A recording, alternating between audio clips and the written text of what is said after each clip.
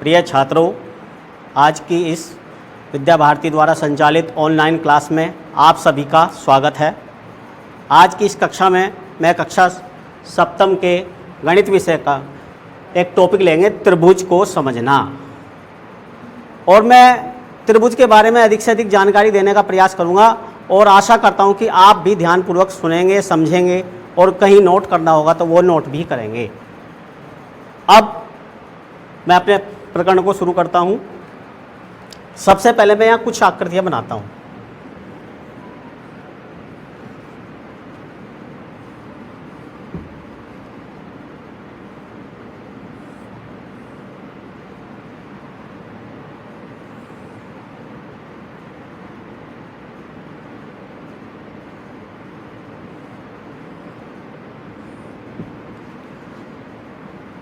ये कुछ आकृतियां हैं, ये क्या हैं? कोई बता सकता है ये क्या है? वास्तव में ये सब सरल वक्र हैं। सरल वक्र मतलब कोई भी आकृति है और हमने पेन लिया और कुछ भी आकृति बनाई तो वो सब सरल वक्र बनती हैं। अब इनमें अलग अलग तरह की आपको आकृतियां देखने को मिल रही होंगी। कुछ आकृति जैसे ये हैं, ये आकृति है, केवल हमने बनाया, एक सिरे से शुरू करा और दूसरे के सिरे तक ले गए। इसी प्रकार ये भी एक से शुरू करा, दूसरे तक ले गए, ये भी इसी प्रकार से शुरू करा और इसी प्रकार से ये आकृति बनाई। और यहाँ पर एक आकृति हमने बनाई, यहाँ से लिए और वापस उसी बिंदु पर आ गए। इसी प्रकार से यहाँ पे एक आकृति बनाई हमने, चार रेखाखंड से खींचे और उनसे आकृति बन गई। तो ये क्या कहलाते हैं? ये जो वक्र हैं, जो हमने पहले बनाए सरल वक्र हैं, ये सब क्या हैं? खुले हुए वक्र हैं। और ये दो है बंद वक्र, इन्हें सरल बंद वक्र कहते हैं। तो जब एक उसी बिंदु से, जिस बिंदु से हमने शुरू करा और उसी बिंदु पर वापस आ जाते हैं तो वो जो वक्र बनते हैं उन्हें कहते हैं सरल बंद वक्र। क्या कहते हैं? सरल बंद वक्र। अब इसमें भी आपने देखा होगा कुछ अंतर है। एक तो ये गोलाई के रूप में बन रहा है और एक ये रेखाखंडों के रूप में बन रहा है।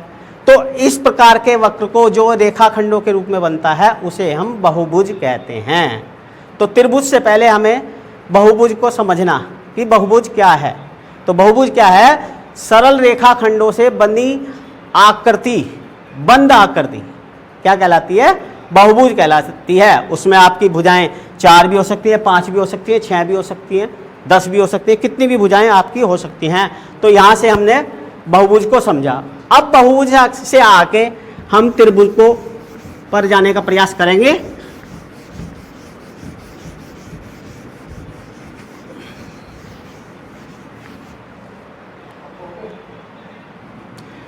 बहुभुज बताया, सरल रेखाखंडों से बनी बंद आकृति को बहुभुज कहते हैं।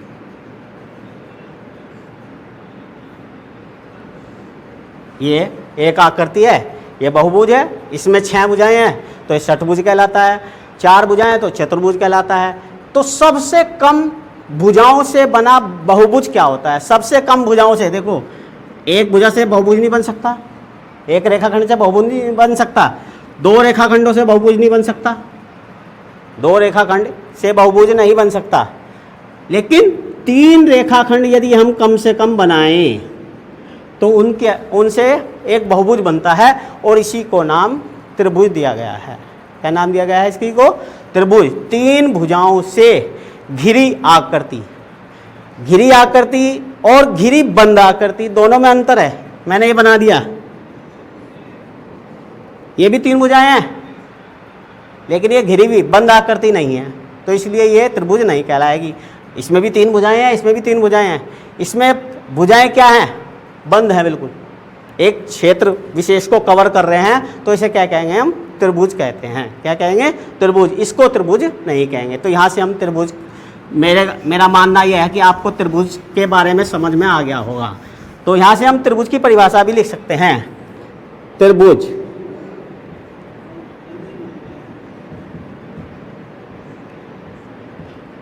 तीन रेखाखंडों से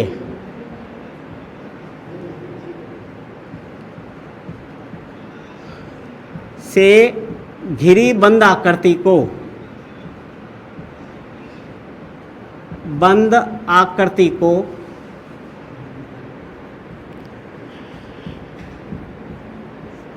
त्रिभुज कहते हैं।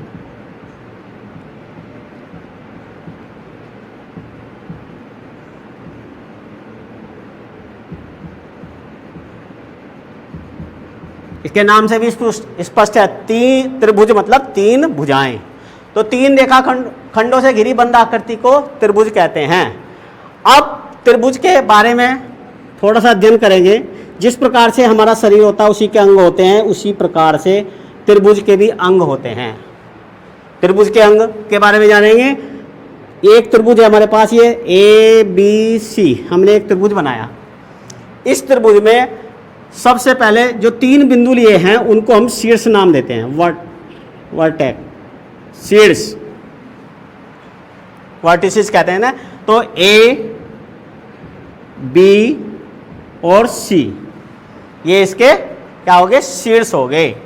और इसके बाद हम इसकी जिन तीन रेखाखंडों से मिलकर वो बना है उसे कहते हैं हम भुजा। तो इसकी तीन रेखाखंड,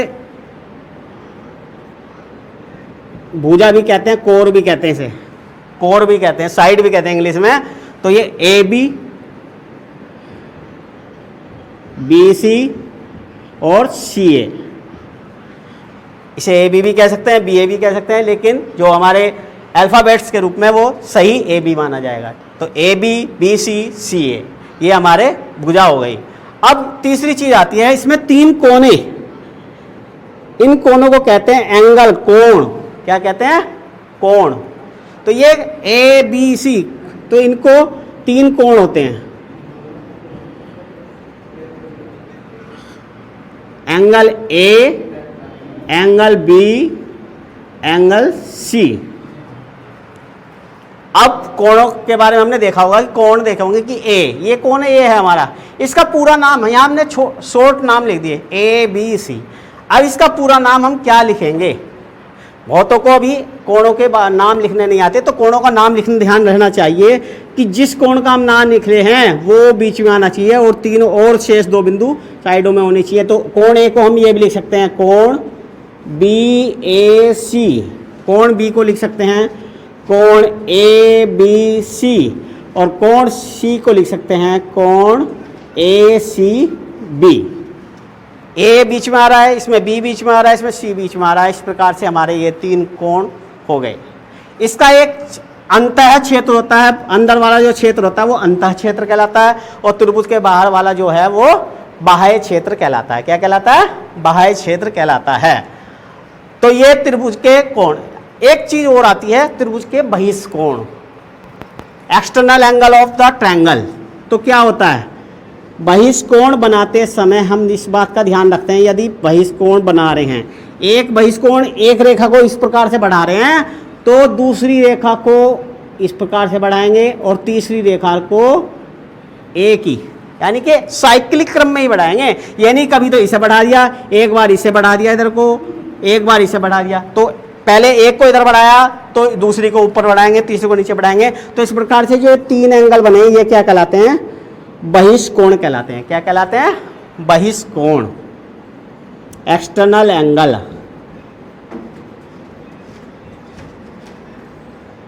अब ये हमारे पास एक्सटर्नल एंगल आ गया, बहिष्कोण आ गया, तो इसके बारे में मैं बता देता हूं साथ के साथ कि बहिष्कोण का मान हमेशा त्रिभुज के सुदूर अंतः कोणों के योग के बराबर होता है। इस कोण का मान, यदि ये कोण x है और ये y है, ये z है, तो त्रिभुज के बहिष्कोण के बारे में बता रहे हैं हम। त्रिभुज का बहिष्कोण जब आया है तो त्रिभुज में बहिष्कोण का मान सुदूर अंतः कोणों के योग के बराबर होता है। सुदूर अंतः कोणों के मतलब इसके सामने के सम्मुख दो अंतः कोणों के योग के बराबर, अर्थात x बराबर y प्लस जेड, यानी कि इस कोण का मान इन दोनों कोणों के योग के बराबर होता है। ये बहिष्कोण प्रमेय भी है, एक आगे आने वाली कक्षाओं में हम पढ़ेंगे। तो इसे कहते हैं बहिष्कोण, बहिष्कोण का गुण। अब आते हैं हम त्रिभुजों के प्रकार में। त्रिभुजों के प्रकार में सर्वप्रथम हम त्रिभुजों को दो आधार पर विभाजित करते हैं। प्रथम आधार है हमारा भुजाओं के आधार पर। भुजाओं के आधार पर क्या है कि त्रिभुज की जो तीनों भुजाएं होती हैं, यदि वे तीनों बराबर हों, जैसे यहाँ समता सूचक शब्दों से दिखा भी, समता सूचक चिन्हों से दिखा रखा है कि ये इस त्रिभुज की तीनों भुजाएं बराबर हैं, तो तो इस प्रकार के त्रिभुज को हम कहते हैं समबाहु त्रिभुज। क्या कहते हैं? समबाहु त्रिभुज। इसमें तीनों भुजाएं तो बराबर होती ही हैं। एक याद रखने योग्य बात है कि इसके तीनों कोण भी बराबर होते हैं। ये आगे पढ़ेंगे हम कि त्रिभुज के तीनों कोण क्यों बराबर होते हैं समबाहु त्रिभुज के। अब आते हैं दूसरे चित्र पर। दूसरे चित्र में समद्विबाहु त्रिभुज लिखा हुआ है। समद्विबाहु का मतलब होता है जिस त्रिभुज की दो भुजाएं बराबर हो, उस त्रिभुज को यहाँ चिन्हों के द्वारा दिखा भी रखा है कि दो भुजाएं बराबर हैं, तो इस प्रकार के त्रिभुज को हम समद्विबाहु त्रिभुज कहते हैं। क्या कहते हैं? समद्विबाहु त्रिभुज। यहाँ पे तीनों भुजाएं बराबर होगी, यहाँ पे दो भुजाएं बराबर होगी, और यहाँ पर इस वाले त्रिभुज में जो तीसरी फिगर दिया है उसमें कोई सी भी भुजा बराबर नहीं है, तो इस प्रकार के त्रिभुज को हम विषमबाहु त्रिभुज कहते हैं। क्या कहते हैं? विषमबाहु त्रिभुज कहते हैं। तो ये तो था हमारा भुजाओं के आधार पर। इसी प्रकार कोणों के आधार पर भी त्रिभुज तीन प्रकार के होते हैं। सबसे पहला न्यून कोण त्रिभुज। न्यून कोण त्रिभुज, अब इससे पहले हमें कोण के बारे में पता होना चाहिए कि कोण क्या होते हैं। कोण होते हैं दो भुजाओं, एक उभयनिष्ठ बिंदु से खींची गई दो किरणों के बीच में जो झुकाव होता है उसे कोण कहते हैं। और कोण के बारे में हमने पढ़ा होगा। कोण कई प्रकार के होते हैं, लेकिन मुख्यतः कोण तीन प्रकार के हम न्यून कोण, समकोण, अधिक कोण त्रिभुज के रूप में, अधिक कोण के रूप में जानते हैं। तो इसी के आधार पर त्रिभुजों के प्रकार, कोणों के आधार पर सबसे पहला होता है न्यून कोण त्रिभुज। न्यून कोण त्रिभुज क्या होता है? जिस त्रिभुज के तीनों कोण न्यून कोण हो। न्यून कोण का मतलब 90 डिग्री से कम हो, 0 से अधिक और 90 डिग्री से कम हो, तो उस प्रकार के त्रिभुज को न्यून कोण त्रिभुज कहते हैं।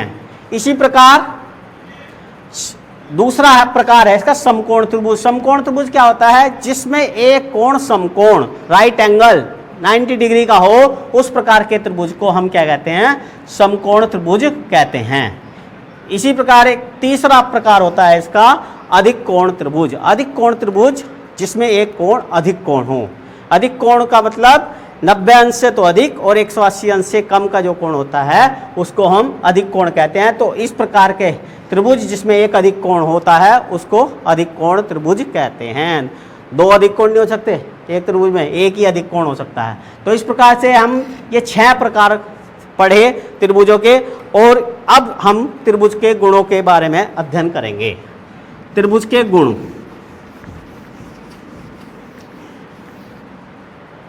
त्रिभुज के गुणों के बारे में सबसे पहले हम क्या करेंगे? ये त्रिभुज है हमारा,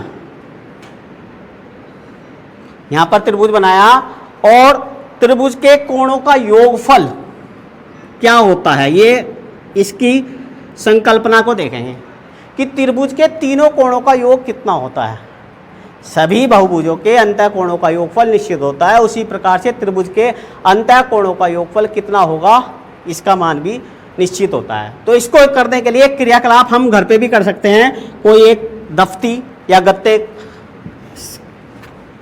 की शीट से त्रिभुज बनाएं और त्रिभुज के तीनों कोणों को, जैसे यहाँ हैं ए बी सी, तीनों कोणों को यहाँ पर रखें। पहले मान लिया हमने ए कोण यहाँ पे रखा, अब दूसरे ए कोण को यहाँ पे रखा इस प्रकार से, फिर दूसरे कोण को यहाँ पे रखा इस प्रकार से, और इसी प्रकार से सी कोण को यहाँ पर रखा, ए बी सी। जब हम तीनों कोणों को इस प्रकार से किसी रेखा पर रखेंगे तो वो जो तीनों को मिलकर जो कोण बनेगा वो 180 अंश का बनेगा। तो इससे स्पष्ट होता है कि त्रिभुज के तीनों अंतः कोणों का योगफल कितना होता है? कितना होता है? 180 अंश। त्रिभुज के तीनों अंतः कोणों का योगफल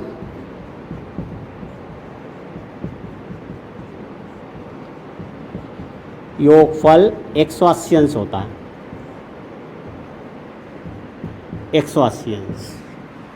इसी प्रकार त्रिभुज के बहिष्कोणों का योग, त्रिभुज के बहिष्कोणों का योग, मान लिया हमने ये रेखा इधर को बढ़ाई, ये वाली इधर को बढ़ाएंगे और ये वाली इधर को बढ़ाएंगे, तो ये हमारे 3 बहिष्कोण बने। इन तीनों बहिष्कोणों का मान, तो त्रिभुज के तीनों बहिष्कोणों का जो योगफल होता है वो कितना होता है? बहिष्कोणों का योगफल बराबर 360। कोई भी बहुभुज हो, कितनी भी भुजाओं का बहुभुज हो, उसका हमेशा जो बहिष्ठ कोणों का, जो बाह्य कोणों का योगफल होता है वो हमेशा 360 ही होता है। ये दूसरा गुण है। तो यहाँ त्रिभुज भी या चतुर्भुज हो या पंचभुज हो, सबके बहिष्ठ कोणों का योगफल कितना होता है? 360 होता है। इसके बाद आते हैं त्रिभुज के एक और गुण पर। ये पहला गुण हुआ, ये दूसरा गुण हुआ।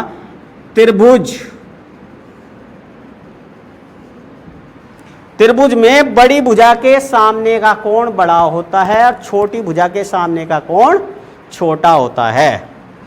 तीसरा गुण है, अगर मान लिया हमारे पास ये बड़ी भुजा है A B C, A B कोई बड़ी भुजा है तो उसके सामने का कोण सी बड़ा होगा, सबसे बड़ा कोण। यदि इस त्रिभुज की सबसे बड़ी भुजा ए बी है तो उसका सबसे बड़ा कोण क्या होगा? सी होगा। और यदि इस त्रिभुज की सबसे छोटी भुजा ए सी है तो इसका सबसे छोटा कोण क्या होगा? बी, उसका सम्मुख कोण होता है।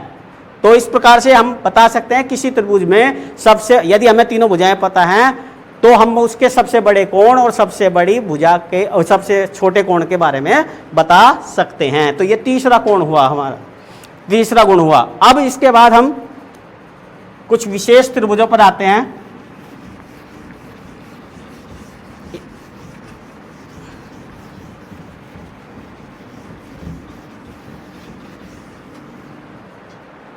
एक समकोण त्रिभुज,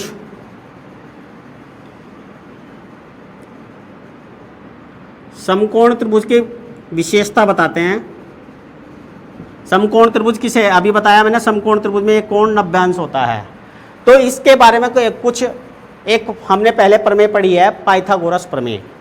लेकिन हमारे गणितज्ञों में बोधायन नामक एक गणितज्ञ हुए, उन्होंने इससे पहले ही इस प्रमेय को दे दिया था और इसलिए उन्होंने पहले बोधायन प्रमेय के नाम से, जो ये है यहाँ पर मैंने चित्र के द्वारा रखा, बोधायन प्रमेय, पाइथागोरस प्रमेय, पाइथागोरस प्रमेय को बोधायन प्रमेय के नाम से भी जानते हैं क्योंकि ये पाइथागोरस से बहुत पहले इसके बारे में बताया जा चुका था।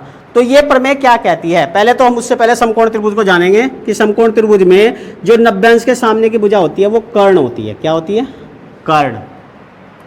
और जिस आधार पर यह टिका होता है उसे आधार कहते हैं, बेस।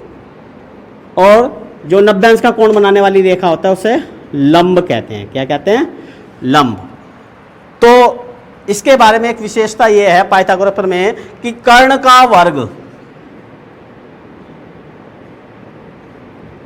बराबर आधार का वर्ग प्लस लंब का वर्ग।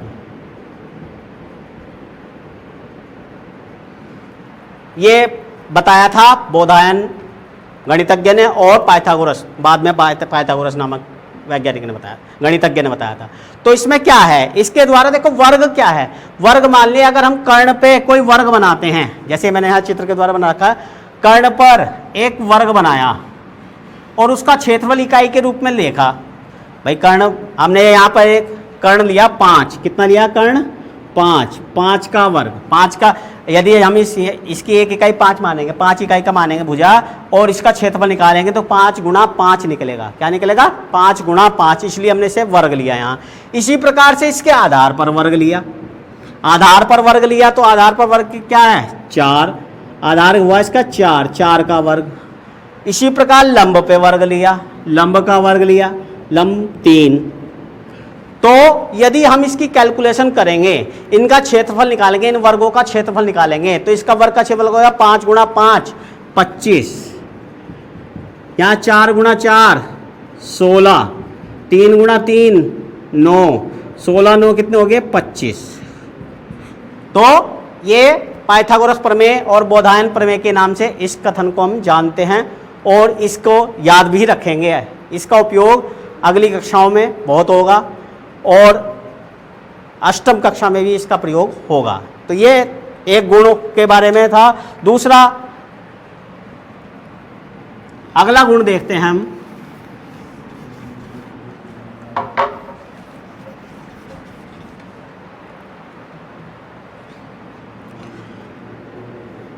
त्रिभुज में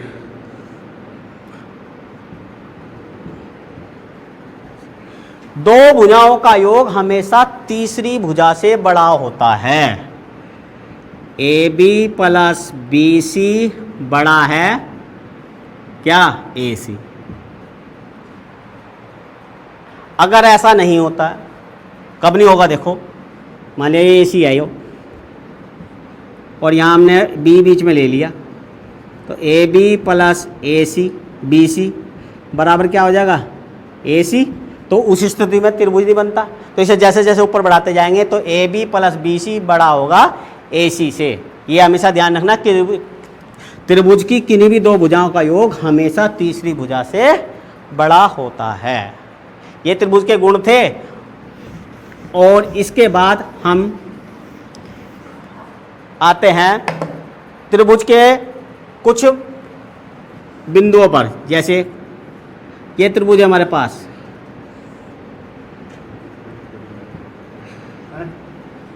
माध्यिका एक शब्द आता है। माध्यिका क्या होती है?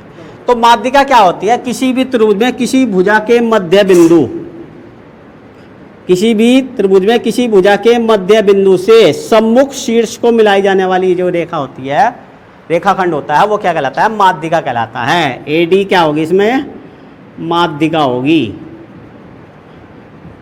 परिभाषा मौखिक रूप से समझेंगे और उसे लिखने का घर पे अपने आप प्रयास करेंगे। ये होमवर्क में है आप। तो ए बी सी का मध्य बिंदु डी हुआ और ए और डी को हमने मिला दिया, तो ये जो ए डी बनी ये माध्यिका कहलाती है। क्या कहलाती है? माध्यिका। और एक वृत्त, एक त्रिभुज में तीन माध्यिकाएं होती हैं। जैसे इसका मध्य बिंदु ये है, ऐसे इसका मध्य बिंदु ई है, ऐसे इसका मध्य बिंदु एफ है। तो इन तीनों को यदि हम खींचते हैं तो ये एक बिंदु पर मिलते हैं। त्रिभुज की तीन माध्यिकाएं यदि हम बनाते हैं और उनको मिलाते हैं तो वे एक बिंदु पर काटती हैं और उस बिंदु को हम केंद्रक कहते हैं। क्या कहते हैं? केंद्रक। केंद्रक की परिभाषा यहाँ से मैं बता देता हूँ कि किसी त्रिभुज की तीन माध्यिकाएं जिस बिंदु पर प्रतिच्छेद करती हैं उसे क्या कहते हैं? हम केंद्रक कहते हैं। त्रिभुज का केंद्रक कहते हैं। तो माध्यिका समझ में आ गया होगा और केंद्रक समझ में आ गया होगा। इसके बाद आते हैं हम दूसरे पॉइंट पे।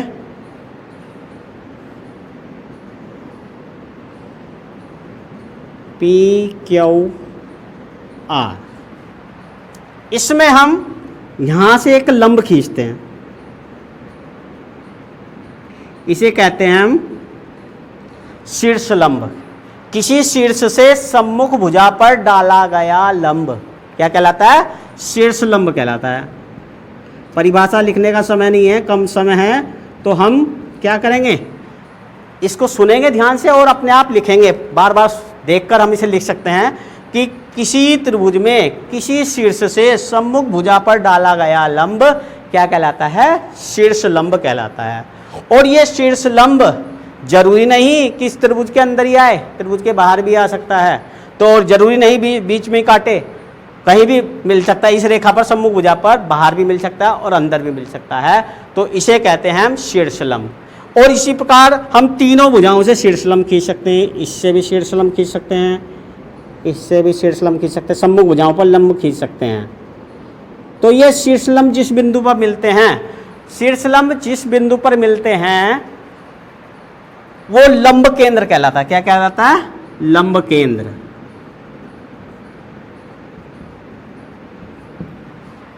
यहां समझ में आ गया। माध्यिका का संगामी बिंदु केंद्रक और शीर्ष लंब का जो संगामी बिंदु मतलब जहां तीनों शीर्ष लंब आकर मिलते हैं उसे क्या कहते हैं? हम लंब केंद्र कहते हैं। ठीक है। इसी प्रकार से हम और आगे बढ़ते हैं।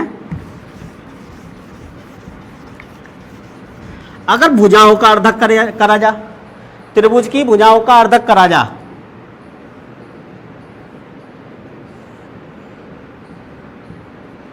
त्रिभुज की भुजाओं का अर्धक करा जाता है, तो अर्धक करना पता ही होगा सबको। इस प्रकार से करते हैं और इसी प्रकार से इसका अर्धक करेंगे और इसी प्रकार से इस वाली का अर्धक करेंगे।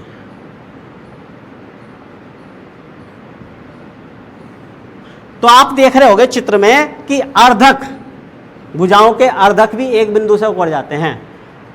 इसमें पहले भुजाओं के अर्धक, भुजाओं के अर्धक जिस बिंदु से होकर जाते हैं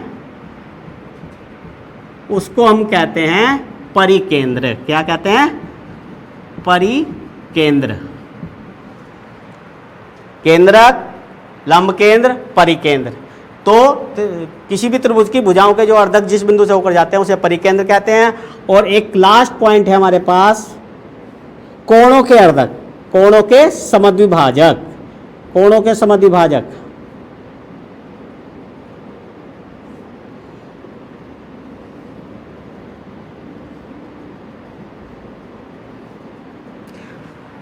आप यहां पे देख रहे होंगे कोणों के समद्विभाजक भी एक बिंदु से होकर जा रहे हैं। कोणों के समद्विभाजक जिस बिंदु से होकर जाते हैं उसे अंतः केंद्र कहते हैं। कोणों के समद्विभाजक जिस बिंदु से होकर जाते हैं उसे क्या कहते हैं? हम अंतः केंद्र कहते हैं, अंतः केंद्र कहते हैं। तो इस प्रकार से ये हमारे त्रिभुजों के बारे में कुछ विशेष जानकारी थी। और एक जानकारी और है त्रिभुज का क्षेत्रफल, परिमाप। क्षेत्रफल, पहले परिमाप की बात करते हैं तो त्रिभुज की जो तीनों भुजाएं होती हैं, मान लिया हमारे पास 3 भुजाएं हैं, त्रिभुज का परिमाप लिखेंगे हम। तो परिमाप में तीनों भुजाओं का योग AB plus BC plus CA, ये हमारा त्रिभुज का परिमाप कहलाता है। तीनों भुजाओं का योग क्या लिखेंगे? त्रिभुज का परिमाप बराबर तीनों भुजाओं का योग। इसी प्रकार से त्रिभुज का क्षेत्रफल, त्रिभुज का क्षेत्रफल, त्रिभुज का क्षेत्रफल यदि तीनों भुजाएं दे रखी हों तो उसके लिए होता है हीरोन्स का फार्मूला होता है, वो हम 9th क्लास में पढ़ेंगे। लेकिन हम जिसका प्रयोग करेंगे अपने यहाँ एक्सरसाइज में, जिसका प्रयोग करेंगे वो करते हैं 1/2 आधार गुणा ऊंचाई। इस प्रकार से एक त्रिभुज के क्षेत्रफल का प्रयोग करेंगे और इस पर आधारित जो प्रश्न है उनको हल करेंगे। हमें ध्यान रखना है कि हम अपने प्रश्नों को इन जो जानकारियां दी हैं उनकी सहायता से हल करें और एक एक बिंदु को अगर हमारे पास समझ में नहीं आ रहा है तो उसको बार बार देखें और उसे समझें और उसके द्वारा अपने प्रश्नों को और अपनी एक्सरसाइज के प्रश्नों को हल कर सकते हैं। आगे की जानकारी के लिए त्रिभुज के बारे में अगली क्लास में हम चर्चा करेंगे। फिलहाल आज के लिए इतना है और सभी अपना काम ठीक प्रकार से करें, ऐसी मेरी सबसे आशा है। धन्यवाद।